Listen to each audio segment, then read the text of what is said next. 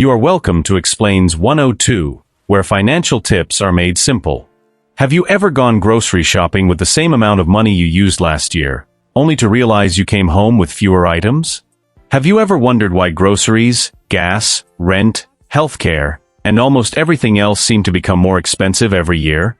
Do you sometimes feel like your paycheck hasn't really increased because the cost of living keeps going up?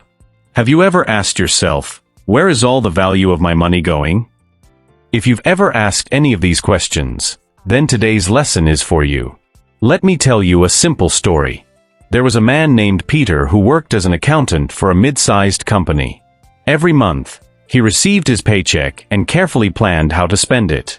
One Saturday morning, his wife handed him a grocery list and said, "Honey, could you stop by the grocery store on your way home? We need a few things for the week."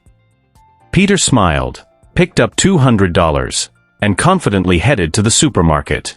As he walked through the aisles, he noticed something strange. The bag of rice he usually bought cost more. The cooking oil was more expensive. Eggs had gone up in price. Milk cost more than before. Even bread, fruits, and vegetables had become noticeably more expensive. Peter stood there quietly for a moment, staring at the prices. He looked at the money in his wallet. Then he looked back at the shopping list. "This doesn't make sense," he murmured. "Last year, this amount of money was enough to buy almost everything on this list. Why isn't it enough anymore?" Feeling frustrated, he approached an elderly store employee who had worked there for many years. "Ma'am," Peter asked politely, "why is everything becoming so expensive? Every time I come here, the prices seem higher." The woman smiled warmly and replied, "My son, it's not that your money has disappeared. It's that your money doesn't buy as much as it used to." Peter looked puzzled. "What do you mean?" She continued, "Years ago, this same amount of money could buy many more things because every dollar had greater purchasing power. Today, prices have increased, so the same amount of money buys fewer goods."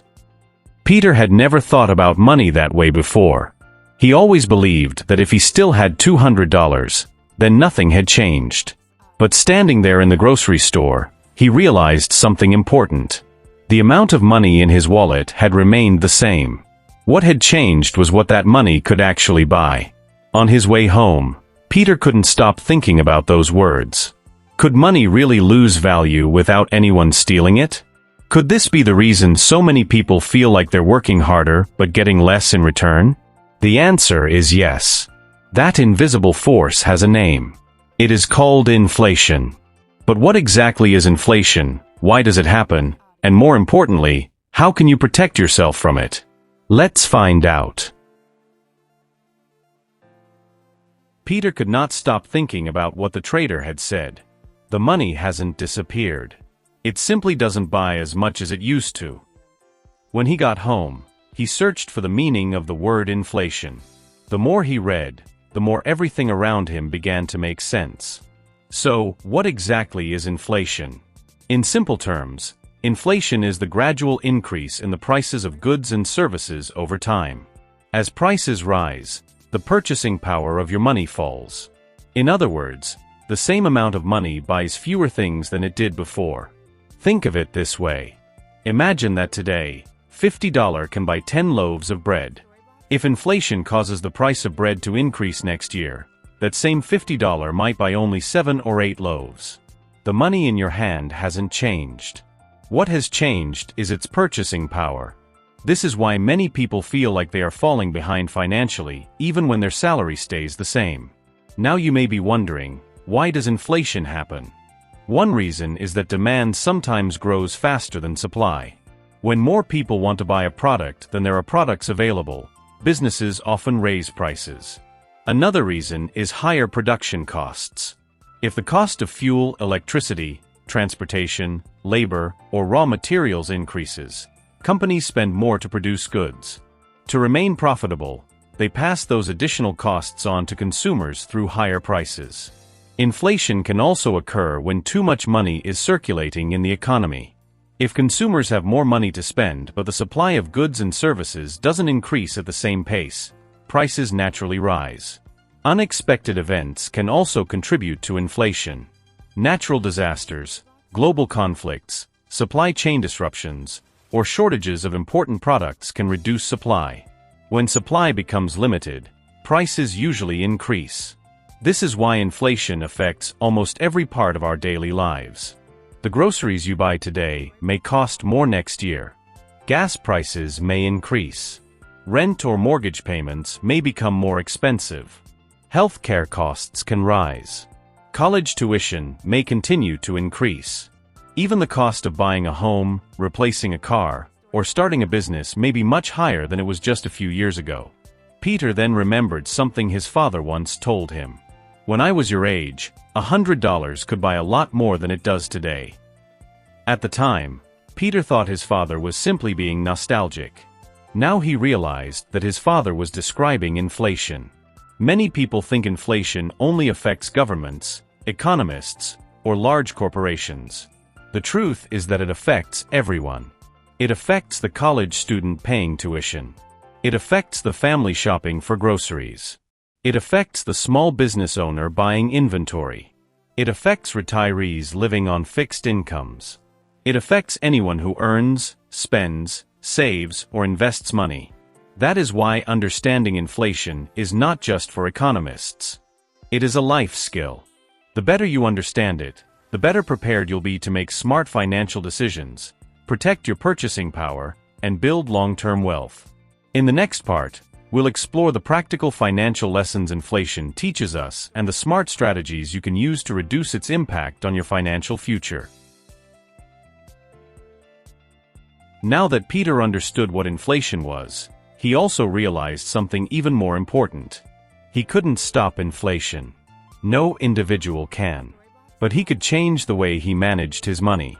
That is the first financial lesson. Don't complain about inflation, prepare for it. Many people spend years blaming the economy, the government, or rising prices. While those concerns may be valid, complaining alone won't improve your financial situation. Financially wise people ask a different question. How can I adapt? The second lesson is to make your money work as hard as you do. If every dollar you earn is spent as soon as it hits your bank account, you're more vulnerable to rising prices. Look for legitimate ways to increase your income and put part of your money into investments or other opportunities that have the potential to grow over time. The goal isn't just to earn more, it's to build wealth that can keep pace with inflation. Another important lesson is to keep investing in yourself.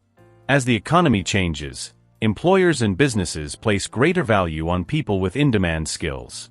The more knowledge, training, and experience you gain, the more opportunities you'll have to earn a higher income. One of the smartest investments you can make is in your own education and personal development. Peter also learned the importance of being intentional with his spending. Not every purchase deserves an immediate yes. Before buying something, ask yourself, do I really need this right now? Is this purchase improving my life, or is it just an impulse? A simple pause before spending can prevent many financial regrets. Another valuable lesson is to review your financial plan regularly. The budget that worked a few years ago may not work today because prices change.